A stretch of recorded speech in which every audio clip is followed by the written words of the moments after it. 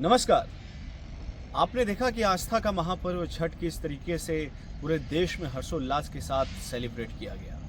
छठी मैया का जो उपासना है, 36 घंटे का जो ये कठिन व्रत है, उसको लाखों करोड़ों छठ व्रतियों ने किया और हिंदुस्तान ही नहीं बल्कि विदेशों तक छठ की छटा किस तरीके से छाई हुई है, ये आपने देखा कि क्या आम क्या खास सभी छठ घाट पर दौरा और कितिया लेकर के एक साथ नजर आए।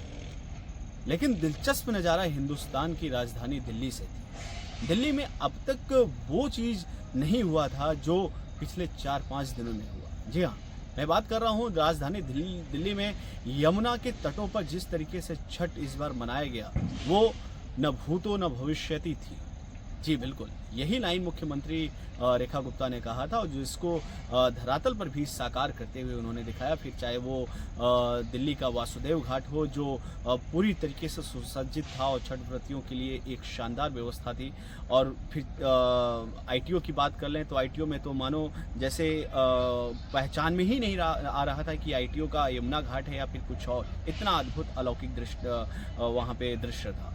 और कालिंदी कुंज में तो पिछले साल अब तक जो नहीं होता था छठ घाट दिल्ली साइड में, इस बार तो अद्भुत था, मतलब जिसकी कोई तुलना ही नहीं की जा सकती है। कालिंदी कुंज के घाट पर दिल्ली सरकार ने जिस तरीके से व्यवस्थाएं की थी, पूरे घाट को जिस तरीके से सजाया था, जिस तरीके से यमुना की हम बात करेंगे, यमुना का जल छठ व्रतियों के लिए दिल्ली में इस बार मानो ऐसा लगा कि जैसे कि ये यमुना है ही नहीं।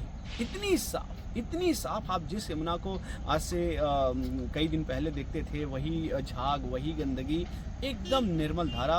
और छठ व्रती वहाँ पर खड़े होकर के अर्घ्य दे रहे थे। छठ व्रती पानी में खड़े होकर के छठी मैया को आराधना कर रही थी। छठ के अच्छे गीत बज रहे थे।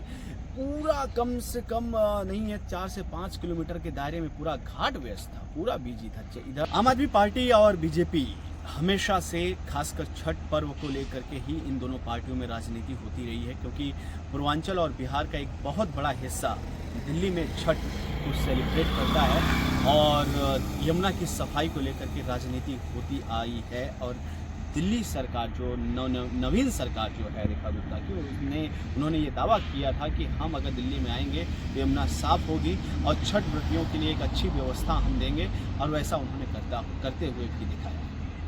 आपको ये वीडियो कैसा लगा कमेंट बॉक्स में ज़रूर बताएं। धन्यवाद।